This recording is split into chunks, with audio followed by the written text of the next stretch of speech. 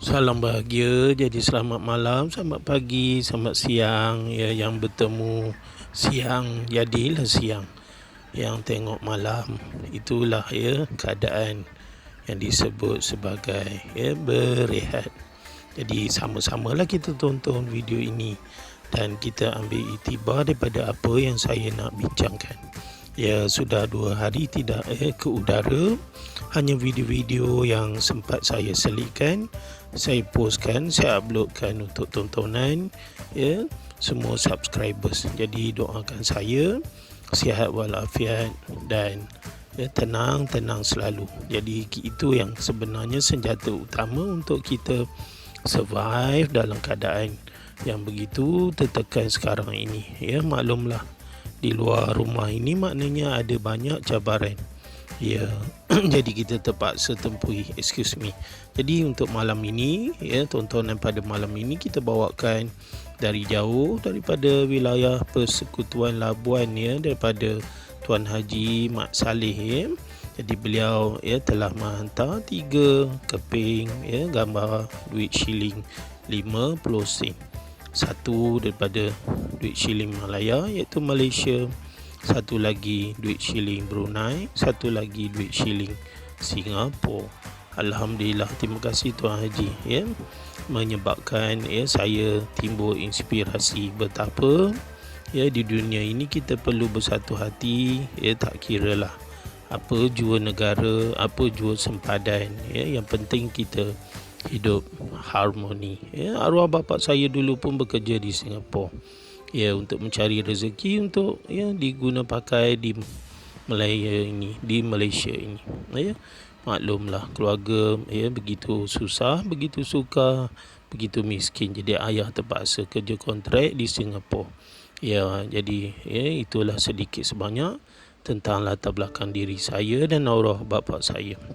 Jadi untuk lelongan pada malam ini, sebenarnya gambar yang dihantar oleh Tuan Haji tidaklah berkarat sebenarnya. Itu adalah kesan daripada orang kata cahaya handphone itu sendiri. Mungkin Tuan Haji ada menggunakan handphone yang menyebabkan lighting menjadi separuh nampak macam berkarat. Sebenarnya tidak berkarat. Jadi itulah penjelasan tentang imej pada malam ini. Jadi lelongan sekeping RM200. Jadi itulah habuan untuk kepingan tahun 1988. Yang ada tulis Bank Negara Malaysia di tepinya. Dan untuk sekeping duit Brunei kita lelong dengan harga RM200 juga. Jadi kita bagi sama rata. Dan untuk Singapura pun RM200 juga. Jadi itulah habuan ketiga-tiga keping bernilai RM600. Jadi untuk lelongan pada malam ini daripada jauh, daripada wilayah Persekutuan Labuan sebenarnya. Thanks Tuan Haji. Alhamdulillah. Jadi untuk sembang-sembang pada malam ini yang nak dibincangkan adalah berkaitan dengan orang kata saranan daripada Perdana Menteri sendiri bahawa sambutan raya Tahun Baru Cina dan juga Aidilfitri tidak ada lagi PKP. Jadi bolehlah balik kampung. Tetapi dari segi sainsnya, pesanan itu sebenarnya membawa 1001 makna dan begitu tegas sebenarnya. Rakyat perlu berfikir sebenarnya sekarang ini kita jaga, kita akan terbukti. Kehidupan kita ini kita tidak boleh bergantung kepada kerajaan sahaja. Jadi peranan individu di Malaysia dan di mana saja sebenarnya mengawal penularan COVID-19. Jadi jangan terlampau orang kata gembira sebenarnya. Sebab ketegasan Perdana Menteri itu sebenarnya memberi ruang kepada rakyat untuk lebih maju. Kita mesti setkan minda kita kepada hala tuju yang lebih baik.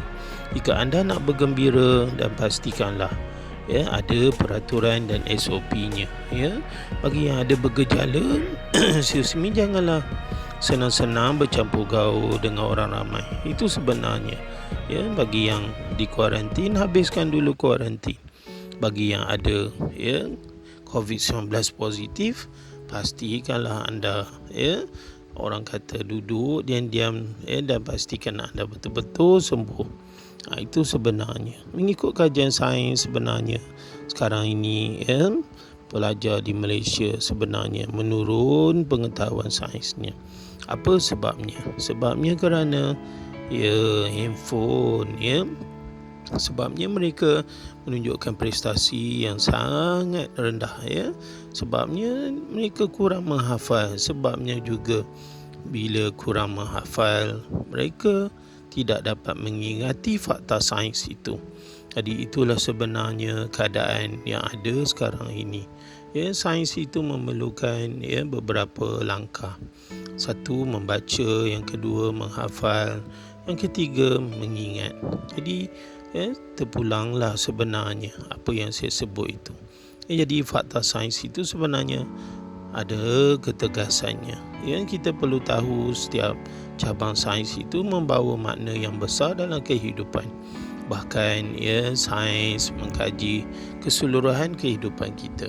Sama ada hubungan kita dengan Tuhan, iaitu Allah, kita pun buat kajian.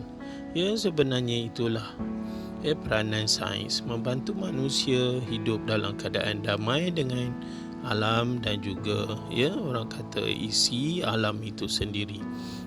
Jadi tepuk dada, tanyalah selera. Bagaimana sambutan COVID-19 itu? Apa yang patut kita buat? Maksud saya sambutan COVID itu maknanya bila beraya nanti sudah tentulah ada yang cuai. Jadi itu yang kita sebenarnya takut sebab ada yang masih lagi leka, yang tidak peduli, bahkan ada yang mengabaikan terus SOP.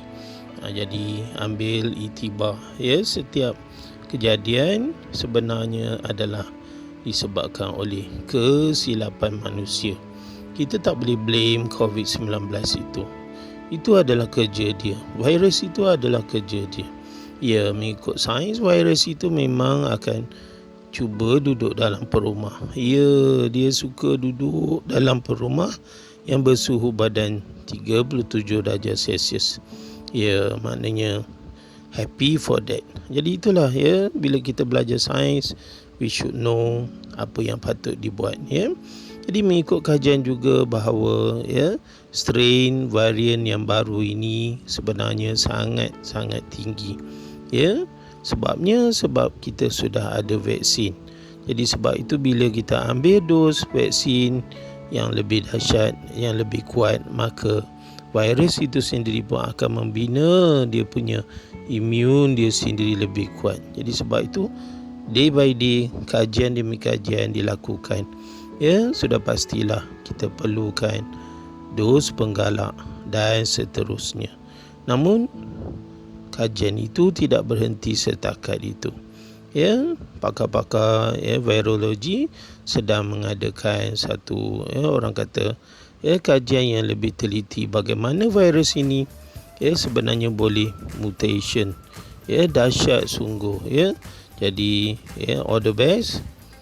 Harap-harap kita dapat selesaikan